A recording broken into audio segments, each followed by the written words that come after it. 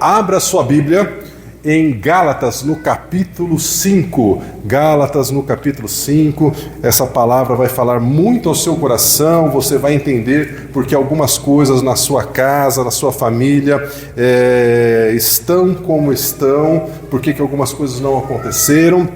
Mas você vai sair daqui, em nome de Jesus, com uma esperança no seu coração que as coisas irão acontecer.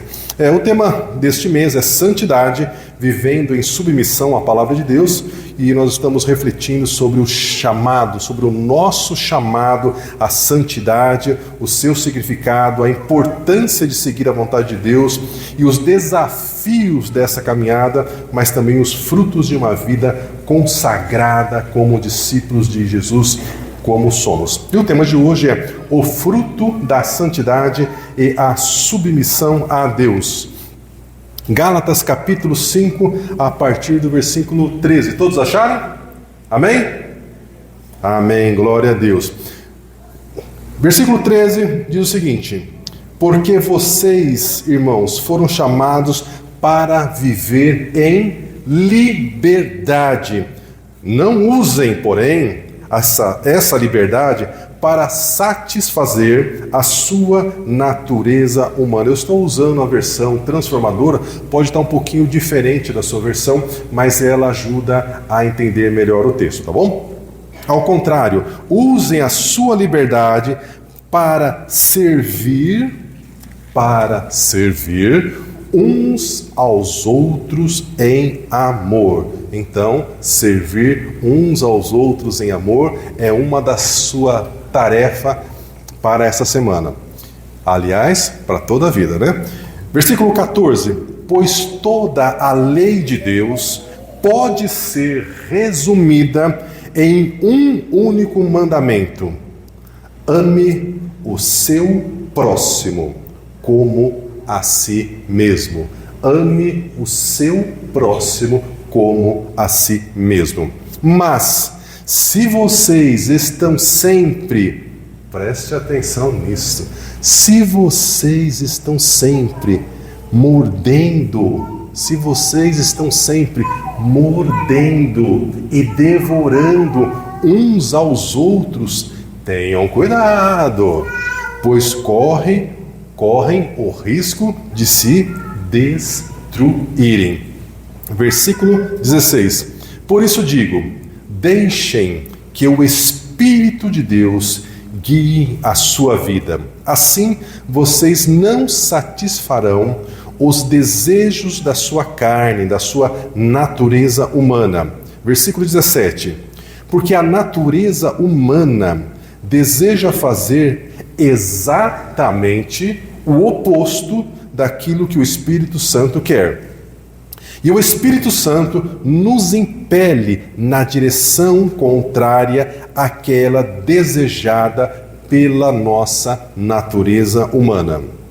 Essas duas forças, ou seja, as obras da carne e o Espírito Santo, se confrontam o tempo todo, de modo que vocês não têm liberdade de pôr em prática o que intentam fazer. Quando, porém, são guiados pelo Espírito de Deus, não estão debaixo da lei. Versículo 19.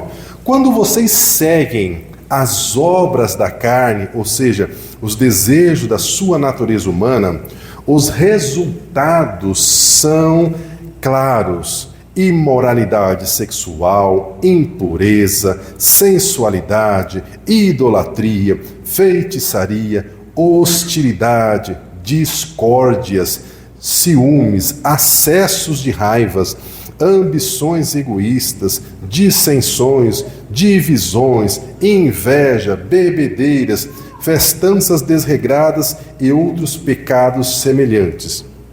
Repito o que disse antes: quem pratica essas coisas não herdará o reino de Deus. Versículo 22. Mas o fruto do Espírito Santo é amor, alegria, paz, paciência, amabilidade, bondade, fidelidade, mansidão, domínio próprio. Não há lei contra essas coisas. Aqueles que pertencem a Cristo crucificaram as suas paixões e os desejos da sua natureza humana. Uma vez que vivemos pelo Espírito, sigamos a direção do Espírito em todas as áreas da nossa vida. Não nos tornemos orgulhosos, provocando e invejando uns aos outros. Capítulo 6, versículo 1. Irmãos, se alguém for surpreendido por algum pecado, vocês que são guiados pelo Espírito devem, com mansidão, ajudar essa pessoa a voltar ao caminho certo. E que cada um cuide para não ser tentado. Ajudem a levar os fardos uns dos outros. Repetindo, ajudem a levar os fardos uns dos outros e obedeçam, desse modo, a lei de Cristo. Se vocês se consideram importantes demais para ajudar os outros, estão apenas enganando a si mesmo. Se vocês se consideram importantes demais para ajudar os outros, estão apenas enganando a si mesmo. Versículo 4. Cada um preste muita atenção em seu trabalho, pois então terá a satisfação de havê-lo feito bem e não precisará se comparar com os outros, porque cada um de nós é responsável pela sua própria conduta. Cada um de nós é responsável pela sua própria conduta. Aqueles que recebem o ensino da palavra devem repartir com seus mestres todas as coisas boas. Não se deixe enganar. Ninguém pode zombar de Deus. A pessoa sempre colherá aquilo que semear. Quem vive apenas para satisfazer sua natureza humana, colherá dessa natureza ruína e morte. Mas quem vive para agradar o Espírito de Deus, colherá do Espírito a vida eterna. Portanto, não nos cansemos de fazer o bem. No momento certo, teremos uma colheita de bênçãos se não desistirmos. Você vai ter uma colheita de bênçãos no momento certo se você não desistir. Por isso, sempre que tiver oportunidade, façamos o bem a todos, especialmente aos da família da fé. Por isso, sempre que tivermos oportunidade, façamos o bem a todos, especialmente aos da família da fé. Glória a Deus. Por isso, meu irmão e minha irmã, é um tema muito rico, por outro lado, tema difícil, muitos assuntos naquilo que foi lido, mas o Senhor nos deu graça, nós vamos simplificar isso para que a gente possa aplicar na nossa vida e colher muito fruto daquilo que a palavra do Senhor vai nos ensinar essa noite, amém? Muito bem, vamos começar então por uma pequena explicação a respeito, uma curiosidade a respeito dessa epístola aos Gálatas, dessa carta aos Gálatas. Como vocês sabem, o apóstolo Paulo foi quem escreveu essa epístola e foi também quem escreveu a maior parte das cartas do Novo Testamento. E nós vemos as cartas sendo direcionadas aos irmãos que moravam em determinada cidade. Por exemplo, a carta aos Romanos eram para os irmãos que moravam em Roma. A carta aos Coríntios é uma carta direcionada para os irmãos que moravam na cidade de Corinto. A carta aos Filipenses é para os irmãos que moravam na cidade de Filipos. Mas Gálata não é uma cidade. Gálatas é uma região que era dominada pelo Império Romano e que haviam várias cidades e lá haviam irmãos.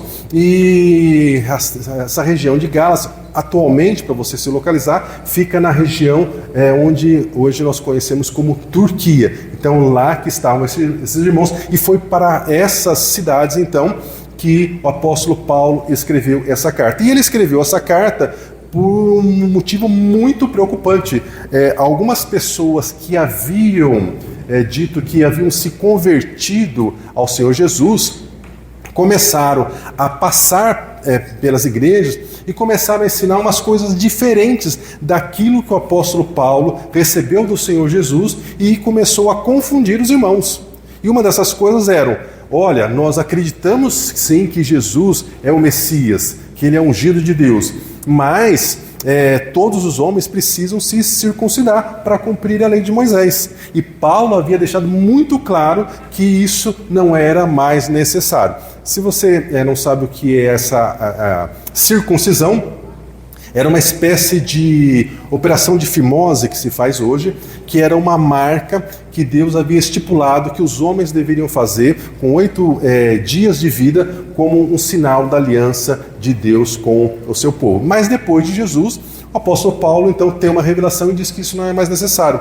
Mas essas pessoas que começaram a passar pelas igrejas da região dos Gálatas, começaram a dizer que não precisa sim fazer a circuncisão. Eles estavam querendo misturar aquilo que era o judaísmo com o cristianismo. E, para reforçar, eles começaram a dizer que o apóstolo Paulo não era de fato o apóstolo, porque ele não tinha participado do treinamento junto com os demais discípulos do Senhor Jesus. E o apóstolo Paulo então escreve essa carta primeiro para se defender e depois para dizer que esse ensino era completamente falso.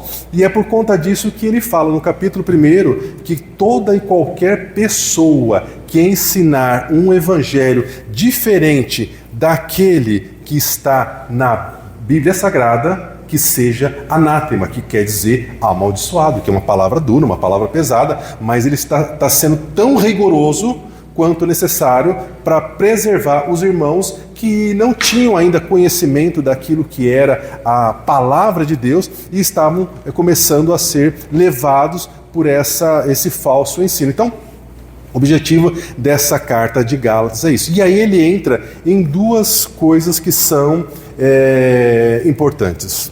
Como se as demais não fossem, mas todas são muito importantes, mas em especial essas 2, porque ele fala sobre aquilo que é a nossa natureza humana, que ele chama de obras da carne, e ele vai falar sobre fruto do Espírito Santo. Então é sobre esses 2 pontos que nós vamos nos atentar, porque isso é algo que influencia a sua vida, a vida das pessoas da sua família, e nós precisamos saber então como agir para que essas coisas sejam quebradas em nome de Jesus. Então, quando ele começa a falar sobre as obras da carne, Paulo está nos lembrando que antes do pecado de Adão e Eva, nós não tínhamos esse tipo de natureza pecaminosa. Nós estávamos lá no jardim, felizes, tendo comunhão com o Senhor, mas por conta da desobediência, então o pecado entrou na nossa vida, e o pecado, meu irmão, ele é uma força, ele é como uma lei, lei no sentido como lei da gravidade. Se você subir no telhado dessa igreja e se você pular lá de cima, você sabe que vai dar ruim. Por quê? Porque existe uma lei da gravidade que puxa as pessoas para baixo, e se for uma pessoa, ela vai se arrebentar toda. Então, o pecado é da mesma forma. O pecado força a pessoa a fazer aquilo que ela não quer. Eu vou dar um exemplo para vocês. Uns anos atrás, eu comi um maracujá, mas era um maracujá enorme, bonito. Eu fiquei admirado com aquele maracujá. Aí eu peguei semente, sequei as sementes e falei, vou plantar no quintal, E o maracujá nasceu e ficou vistoso e foi crescendo. Aí eu fiz lá um puxadinho para ele. Claro que a minha mulher ficou brava comigo, que o puxadinho ficou feio, aquela coisa toda. Mas o maracujá foi crescendo e ficou cheio de folhas, aquela coisa mais linda. De repente, os bichinhos começaram a atacar o maracujá. Primeiro aqueles ovinhos, E aí eu fui lá e fui matando os ovinhos, não sei o que, tudo mais, mas eu comecei a não vencer. E aí o dos ovinhos nascia aquelas lagartas que comia a folha e o negócio foi feroz. Aí eu entrei no YouTube e procurei lá um veneno lá caseiro, não sei o que, para aplicar. Não deu certo. Aí eu, né, apelei, fui numa loja que vende esses produtos de agrotóxicos e expliquei a situação, falei, preciso de um veneno para o meu maracujá. E comprei o veneno, mas eu falei, pessoal, não quero veneno muito forte não, porque eu sou adepto dessas coisas mais natural, etc e tal, né? Não deu certo, né? Apliquei o veneno, não deu certo. Aí voltei lá e falei, estou precisando de um mais forte. Apliquei um mais forte no maracujá. Mas depois das lagartas começaram a aparecer uns percevejos, né? E depois dos percevejos começaram a aparecer umas doenças nas folhas. Resumo da história: quando o maracujá soltou as flores e começou a aparecer os frutinhos do maracujá, aquela coisa mais linda, o pé de maracujá morreu. Mas pensa numa decepção minha, né? Minha mulher gostou, né? Porque tava aquele monte de coisa feia no fundo do quintal lá, né? Mas eu tava achando bonito.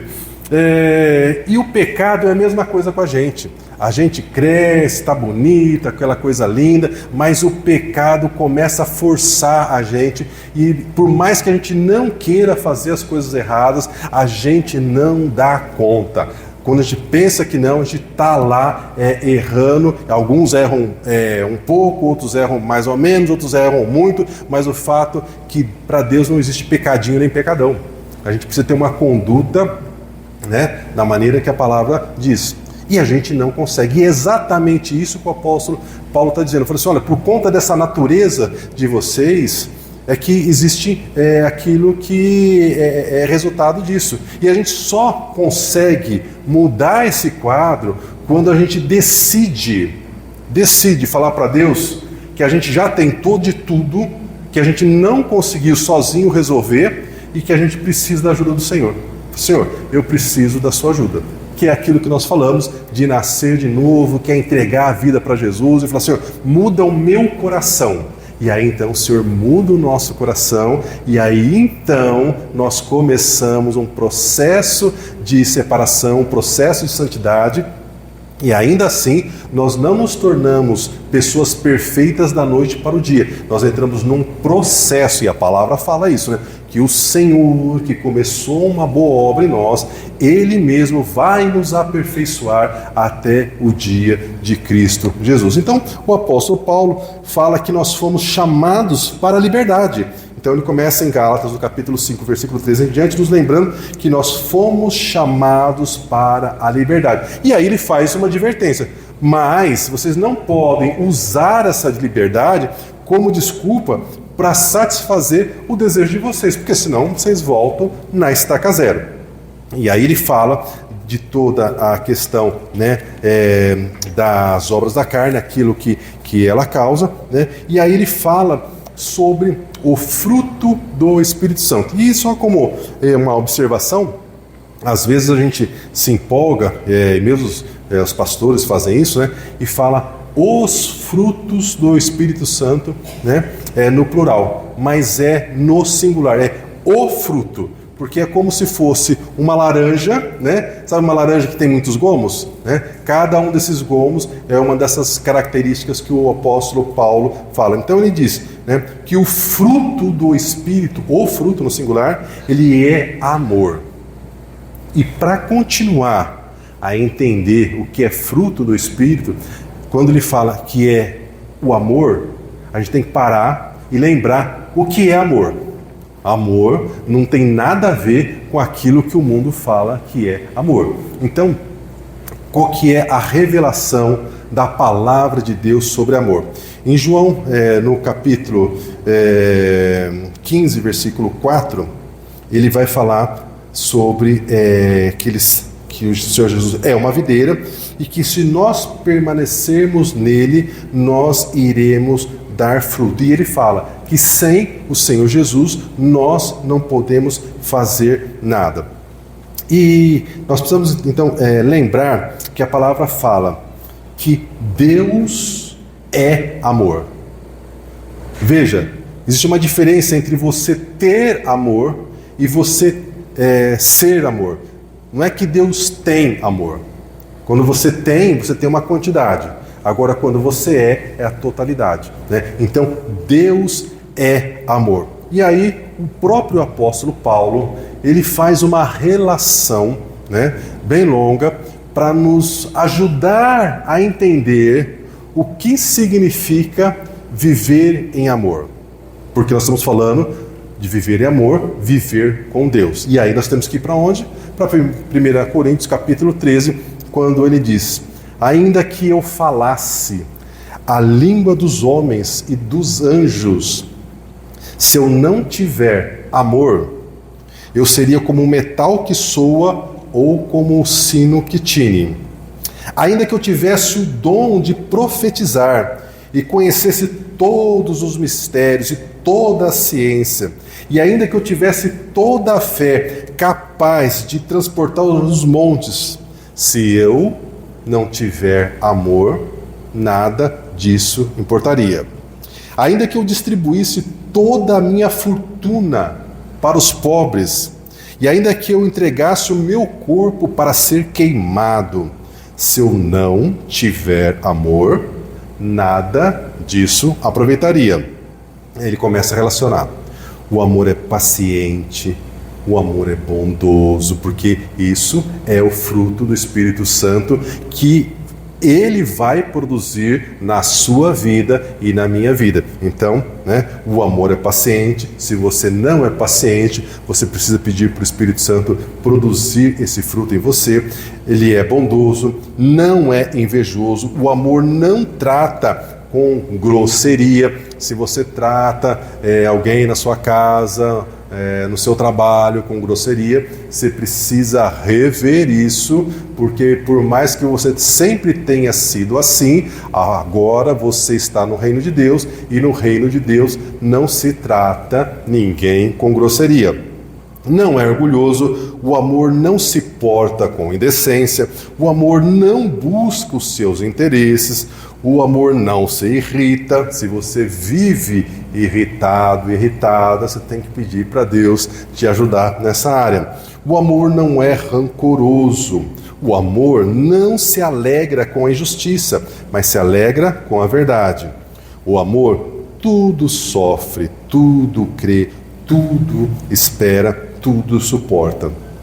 O amor nunca falha. E aí o apóstolo Paulo começa a trazer uma outra revelação, falando que no futuro os dons espirituais que nós tanto valorizamos, que nós tanto buscamos, eles deixarão de existir. Olha que coisa curiosa. Por quê? Porque nós vamos estar na presença do Senhor, então nós não precisaremos mais desses dons. Ele fala, alguns estudiosos falam que os dons, meus irmãos, é parecido como um andaime em construção. Já viu um andaime?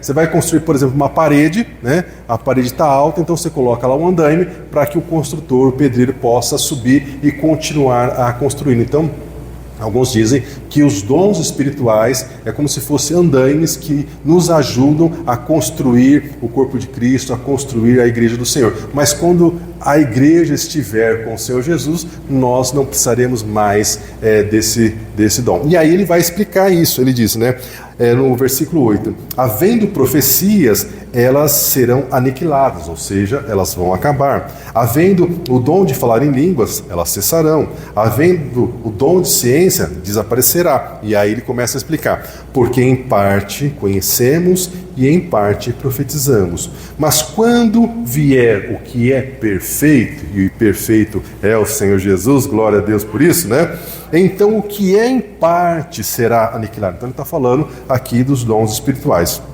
Versículo 11. Quando eu era menino, eu falava como menino, sentia como menino, discorria como menino, mas logo que cheguei a ser homem, acabei com as coisas de menino. O apóstolo Paulo está dizendo, guardadas as devidas proporções, que hoje nós somos como crianças, Por mais maduros que a gente seja, etc e tal, a gente ainda é como criança comparado com aquilo que nós seremos quando o Senhor Jesus voltar. E ele diz no versículo 12, porque agora vemos por espelho em enigma, mas então veremos o Senhor face a face. Agora conheço em parte, mas então conhecerei como também sou conhecido. E aí ele dá a recomendação. Ele disse, permaneçam a fé, a esperança e o amor. Permaneça a fé, a esperança e o amor. Mas destes três, o amor é o maior. Então, quando nós voltamos para a palavra de Paulo, lá em Gálatas, que fala do fruto do Espírito Santo, ele começa dizendo: o fruto do Espírito é amor. Então, quando ele fala amor, ele fala tudo isso que eu disse, e um pouco mais que eu trouxe de maneira resumida. Então, a nossa cabeça tem que saber do que o apóstolo Paulo está falando para entender a grandiosidade, a beleza disso, para que a gente tenha convicção que tão somente o Espírito Santo é capaz de fazer com que nós tenhamos esse fruto em nós. Então, João, no capítulo 15, versículo 4, que eu tinha citado, ele disse que nenhum ramo pode dar fruto por si mesmo. Então, se você não tem um novo coração, se você não entregou a sua vida para o Senhor Jesus, por mais que você queira ser uma pessoa boa, o seu coração não tem condições de dar esses frutos, porque esse fruto, quem dá é o Espírito Santo. E aí, o Senhor Jesus mesmo começa a dar a explicação. Vocês não podem dar frutos se não permanecerem em mim. Eu sou a videira, vocês são os ramos, mas se alguém permanecer em mim e eu nele, esse dará muito fruto. Aleluia, glória a Deus. Mas de novo ele reforça: mas sem mim vocês não podem fazer coisa alguma. Então, meu irmão, nós somos chamados à liberdade. E essa liberdade não pode ser usada como desculpa para fazer aquilo que nós queremos, mas para servir uns aos outros, para ajudar a carregar o fardo uns dos outros, em especial das pessoas da nossa casa, da nossa família natural e também da família da fé. E aí então ele fala que o cumprimento da lei se resume em amar a Deus e amar ao próximo como a nós mesmos. E nós falhamos em amar o próximo. Mas a gente tem que entender que não existe vida cristã sem amor. Então, para que a gente possa ter amor, a gente precisa ter um novo coração. E no versículo 15 do capítulo 5, o apóstolo Paulo dá uma recomendação que parece exagero, E que recomendação é essa? Aquela que ele disse: vocês se mordem e se devoram. Você consegue imaginar uma família em que a família se morde e se devora? Infelizmente, tem muita família assim, Através da boca, daquilo que fala, Ela machuca a outra pessoa, da sua casa, da sua família, aí a pessoa revida e aí elas começam a se devorar. Uma família assim, evidentemente, vai ser destruída. E essa é justamente a função do inimigo, porque a palavra fala que o inimigo vem para roubar, para matar e para destruir. Então, se nós não tivermos ensinamento e discernimento quando nós estamos começando uma discussão, a gente vai cair na cilada do inimigo. E a cilada do inimigo é uma coisa assim, que vem disfarçada. Quando a gente pensa que não, a gente está no meio de uma discussão e aí a gente começa a pensar: mas escuta, mas como é que começou essa discussão? E muitas vezes a gente já nem lembra como começou a discussão, só que a gente não quer perder a discussão. A gente quer ganhar, a gente quer ter razão. Principalmente nós, homens. E isso é um problema. Então, meus irmãos, eu depois de um certo tempo que eu comecei a ter conhecimento da palavra de Deus, discernimento, quando começava uma discussão com a minha mulher, eu começava a me perguntar, a discussão acontecendo lá, e eu começava a me perguntar assim: mas como é que essa discussão começou mesmo? Qual que é o motivo dessa discussão? Qual que é o objetivo principal? Aí já nem lembrava, e a minha mulher lá falando: isso aqui é uma armadilha do inimigo. Então alguém precisa ter discernimento aqui nessa história para não deixar que o inimigo tenha vitória nessa questão. Aí então o que eu fazia? Recuava, via qual que era o melhor caminho ali para dizer para a minha mulher assim: olha, você tem razão, não tinha pensado assim, vamos pensar melhor sobre essa questão depois. dava um jeito de jogar água fria naquela fogueira para abaixar, né, o negócio, e aí então a discussão acabava, entende? E aí o inimigo não tinha vitória. Mas se a gente não tem essa informação, se a gente não tem esse conhecimento, a gente não vai entender que aquilo que aconteceu foi uma astuta cilada do inimigo, como diz a palavra. Porque a cilada do inimigo vem assim, quando a gente pensa que não, começa lá uma faísca, lá uma coisa boba dentro de casa, e aí vira aquela confusão toda. Então a gente precisa ter discernimento como é que o inimigo age. E aí, sabendo, aí a gente não entra mais nas armadilhas. Entende? E meu irmão, minha irmã, a hora que você começar a colocar uma atenção nisso, você vai ver que as discussões na sua casa vão cair 90%. Porque uma ou outra vez você vai estar lá meio cansado, meio distraído, quando você pensar que não, você deixou a discussão, né, tomar conta. E aí você tem que voltar logo, né, saber pedir ajuda para o Espírito Santo, como apagar aquele incêndio, e apaga o incêndio. Porque o que importa para nós não é quem tem razão. O que importa para nós é não cair na armadilha do inimigo, né? Então, se na sua casa tem discussão, se na sua casa tem essas situações, você é a pessoa que está recebendo o conhecimento, você é a pessoa que está recebendo a orientação. Então você é a pessoa que, quando começar, você tem que clamar ao Senhor por domínio próprio, para que você não deixe aquela situação ficar maior e causar maior estrago na sua família. Então é assim que as coisas acontecem. Então, cuidado com os problemas que você mesmo provoca, porque, claro, o inimigo cria armadilha, né? Mas quem fala, quem expressa é você. O inimigo pode colocar na sua mente, né? Fala isso, responde aquilo. E você, que nem papagaio lá por não ter discernimento, fala, né? Mas tal dia você também fez isso, você fez aquela outra coisa e não sei o que, tudo mais, né? O inimigo só deu a ideia.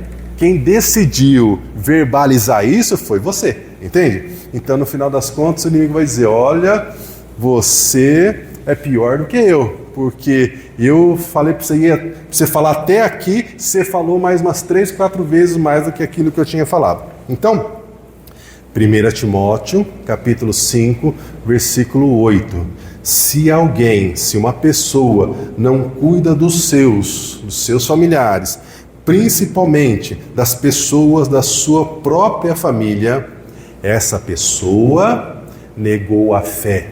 Essa pessoa negou a fé e é pior que o ateu, entende? Então nós temos um compromisso com a nossa família. Deus é um Deus de família e Ele quer que a sua família seja bem estruturada. E se você olhar ao redor do mundo, você vai ver que a maior parte das famílias estão sendo atacadas, estão sendo destruídas. Exemplo: quantos pais não saem de casa? Quantos namorados engravidam a moça e não querem nem assumir a criança? Por quê? Porque existe toda uma ação demoníaca para que não exista uma estrutura familiar saudável. Porque você pega uma família em que os filhos têm pai e mãe equilibrados, que ensinam a respeitar as pessoas, que têm educação, essas crianças, elas vão para a escola, elas vão respeitar os professores, quando elas crescerem elas não vão se envolver com coisas erradas, elas não vão ser presas, você entende? Agora, pega uma família desestruturada, a mãe precisa se matar de trabalhar, tem que deixar o filho na creche, às vezes, né, não tem mais idade para ficar na creche, vai para a escola e fica metade do dia sozinho, às vezes andando com más companhias e indo para fazer coisas erradas. Por quê? Porque por trás de tudo isso tem uma família desestruturada. Já foi feito pesquisas para saber por que existiam tantos adolescentes e jovens presos, e chegou-se à conclusão que a maior parte dos adolescentes e jovens presos eram adolescentes e jovens que não tinham um pai dentro de casa. Entende? Então, meus irmãos, não é à toa que a família está desestruturada. E o papel do inimigo é desestruturar a família. E aí, as irmãs têm uma grande responsabilidade, porque a palavra fala que a mulher sábia é que edifica a sua casa. Claro que a responsabilidade não é só da mulher, mas a mulher tem um poder muito grande e você precisa saber usar o poder que Deus te deu, e para isso você precisa conhecer a palavra de Deus para usar esse poder com sabedoria, e aí então você vai conseguir fazer com que a sua casa seja uma bênção, porque a maior parte dos homens, né, são mais lentos. Eu vou dizer lentos para defender a nossa classe, né, mas a gente é mais devagar. A gente demora para entender as coisas, tem homem que demora para processar, né? E as mulheres, as irmãs, glória a Deus, são mais rápidas, né? Então, meus irmãos, existe um grande desafio e nós precisamos nos ajudar, como a própria palavra disse, e essa é uma tarefa muito grande. Então, as obras da carne nos alerta que quem pratica essas coisas não herdará o reino de Deus. Olha que coisa séria, né? João disse que o Pai, né, é o lavrador, Jesus é a videira, e todo ramo que em mim não dá fruto, ele corta, né? O que é cortado é jogado fora, e o que está no Senhor, ele é podado. Então veja que vai existir o corte, só que um vai ser jogado fora e o outro vai ser podado. Então, ser podado dói, né?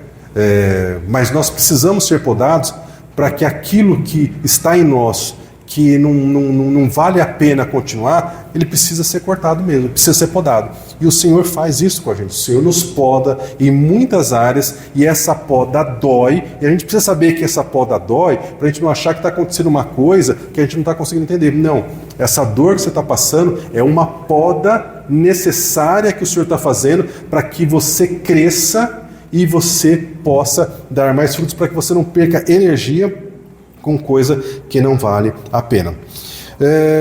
Jesus continua a dizer: nenhum ramo pode dar fruto por si mesmo se não permanecer na videira. Vocês não podem dar fruto se não permanecerem em mim. Meu irmão, minha irmã, você tem que sair daqui hoje com essa palavra no seu coração. Você não vai conseguir dar nenhum fruto se você não permanecer no Senhor. As pessoas na sua família, se elas não estão dando o fruto do Espírito Santo, é porque elas não estão ligadas na videira. Então, em vez de você exigir que elas sejam do jeito A, do jeito B, você tem que continuar a sua oração e focar a sua oração para que ela tenha um encontro com o Senhor Jesus, para que ela tenha uma revelação do Senhor, que ela mude de coração, porque ela mudando de coração, aí então ela vai poder ter os frutos, porque senão vai ser impossível. Senão ela vai só fazer de conta que ela é assim, mas ela não é na verdade. Mateus no capítulo 7, versículo 17, é a mesma palavra, né? Mateus diz: toda árvore boa produz bons frutos. Ele está dando aqui um referencial para nós entendermos, né? Uma árvore boa dá bons frutos, a árvore má dá maus frutos. Ele diz: não pode a árvore boa dar maus frutos, nem a árvore má dar frutos bons.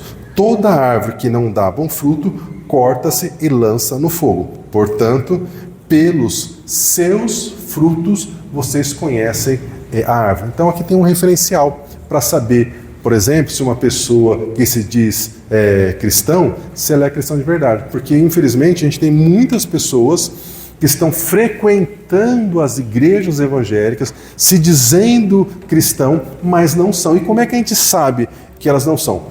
O Mateus está dando uma resposta para nós: pelos seus frutos. Então, se você tem contato com uma pessoa que se diz cristã, mas as atitudes dela não são fruto do Espírito Santo, essa pessoa ainda não teve uma revelação do Senhor. Ela, no máximo, mudou de religião. Ela era de uma outra religião e agora está na religião evangélica. Só que a religião evangélica, meu irmão, minha irmã, não vai ajudar ninguém a coisa alguma. Porque o que ajuda, o que transforma, o que salva não é religião, é um novo coração, é uma experiência de se entregar ao Senhor Jesus. Então nós precisamos saber disso. E para ficar assim bem claro, pensa, por exemplo, num pé de limão. Um pé de limão, ele nunca vai dar uma manga amarelinha, docinha, gostosa, porque ele é um pé de limão. Você vai morder um limão, por mais que o limão esteja doce. Eu já tive experiência de ir para o sítio e ver aqueles limão rosa, né? Enormes, né? Achando que fosse uma laranja. E eu fui lá, cortei e dei uma mordida no bendito do limão. Meu Deus do céu, azedou até a alma. Mas eu achei que era laranja. E era azedo, porque é limão, não tem jeito, é a natureza. O limão, ele produz um troço azedo. Agora a manga, amarelinha, docinha, se você gosta daquela manga coquinho, da manga espada, que quer que você pensa na manga que você gosta, bem amarelinha, você morde aquilo, oh Jesus, que delícia que é.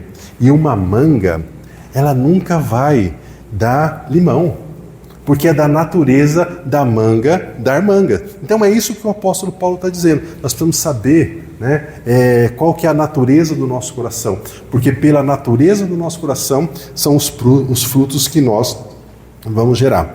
E isso é uma coisa muito séria, porque nos mostra em que reino nós estamos. Certa vez João Batista estava batizando, e a palavra fala que os fariseus e os saduceus, né, que eram os religiosos, começaram a ir até ele para ser batizado também. E aí o João Batista, que devia ser um homem colérico, ele falou, raça de víboras, né, chamando os fariseus e os saduceus de cobras, né? Raça de víboras, quem é que ensinou vocês a fugir da ira eterna, do julgamento que é de vir? E aí o João Batista diz, produzam vocês fruto que demonstre o arrependimento de vocês. Não adianta vir ser batizado. Primeiro tem que se arrepender. Primeiro tem que mudar de postura, tem que mudar de comportamento. E é isso que a palavra fala para nós. Então, não se deixe enganar. Tudo o que o homem semear, o homem colherá. Efésios no capítulo 4, versículo 22, está escrito o seguinte, quanto à sua antiga maneira de viver, e aqui ele está dizendo para as pessoas que passaram pela experiência de ter o encontro com o Senhor Jesus, de ter nascido de novo, ele diz, quanto à sua antiga maneira de viver, vocês foram ensinados a despir-se da sua velha natureza. Aqui ele está usando a referência como se a gente estivesse trocando de roupa. Ele fala assim, olha, tira essa velha natureza e se vista da nova natureza. Então essa é a ideia que ele tem, né? Vocês foram ensinados a serem renovados no modo de pensar e a se revestir dessa nova natureza que foi criada para ser semelhante a Deus em justiça e em santidade, que são provenientes da verdade. Em 2 Coríntios, capítulo 5, versículo 17, o apóstolo Paulo reafirma, se você está em Cristo, você é agora uma nova criatura. As coisas antigas se passaram e agora o Senhor está fazendo coisas novas. E em Gálatas, capítulo 2, versículo 20, o apóstolo Paulo disse, eu fui crucificado com Cristo, e eu creio que você também, meu irmão, minha irmã, foi crucificado com Cristo. E aí ele diz, assim, já não sou eu mais que vive, mas Cristo vive em mim. A vida que agora vivo no corpo, vivo-a pela fé no Filho de Deus que me amou e se entregou por mim. 1 Coríntios, capítulo 6, versículo 19. Vocês não sabem que o seu corpo é santuário do Espírito Santo que está em vocês, o qual vocês receberam de Deus? Vocês não são de si mesmos. Vocês foram comprados por alto preço, portanto, glorifiquem a Deus com o seu próprio corpo. E aí ele fala sobre Efésios. Estou convencido de que aquele, o Senhor Jesus, que começou a boa obra em vocês, Ele mesmo vai aperfeiçoá-la até o dia de Cristo Jesus. Os irmãos do louvor, se quiserem voltar, eu já estou concluindo. Então, meus irmãos, obras da carne e fruto do Espírito Santo. Nós podemos pensar nas obras da carne e no fruto do Espírito como um termômetro. Sabe criança quando está com febre, você coloca o termômetro? É mais ou menos isso. Então a gente olha para aquilo que uma pessoa está fazendo e a gente consegue fazer uma leitura. Olha, o que ela está fazendo se encaixa com aquilo que o apóstolo Paulo falou sobre obras da carne. Ah, não, né? Aquilo que ele está fazendo, a gente vê que ele mudou, ele é uma nova pessoa e tudo aquilo que ele está fazendo, ele realmente está fazendo baseado no fruto do Espírito. Então, a grande pergunta que você precisa responder: as suas, não é do pessoal da sua casa não, as suas atitudes mostram que você foi transformado, que você foi transformada pelo Espírito Santo? As pessoas da sua casa vão dizer o que se eu perguntar para elas sobre as suas atitudes? Que você de fato é uma cristã, né, que serve ao Senhor, que, né, no seu dia a dia, na sua família, se comporta como uma verdadeira serva de Deus, ou que de vez em quando você perde a cabeça e você grita e você xinga e você morde as pessoas da sua família? Muito bem, suas atitudes precisam demonstrar que você é uma nova criatura. Ao escolher viver pelo Espírito, você é transformado, você é transformada dia a dia. E as pessoas que estão ao seu redor também serão transformadas. E talvez, meu irmão ou minha irmã, você pense assim: eu estou tão distante de ser uma pessoa que tem os frutos do Espírito Santo, eu acho que eu nunca vou dar conta de ser uma pessoa assim. O Senhor Jesus disse: sem Ele nós não podemos fazer absolutamente nada. É por isso que nós precisamos clamar pela ajuda do Senhor. Mateus capítulo 11, versículo 28, ele diz: venham a mim todos vocês que estão cansados, sobrecarregados, e eu lhes darei descanso. Tomem sobre você o meu jugo e aprenda de mim, pois eu sou manso e humilde de coração, e você encontrará descanso para a sua alma, pois o meu jugo é suave e o meu fardo é leve. Viva pelo Espírito e de maneira nenhuma você satisfará os desejos da sua natureza humana. Que você saia daqui decidido a viver guiado pelo Espírito Santo. Amém? Quero convidar você a se colocar em pé. Nós vamos louvar o Senhor e depois nós vamos orar para que o Senhor nos conceda mais graça, mais sabedoria, que o Senhor nos capacite a vivermos guiado pelo Espírito Santo.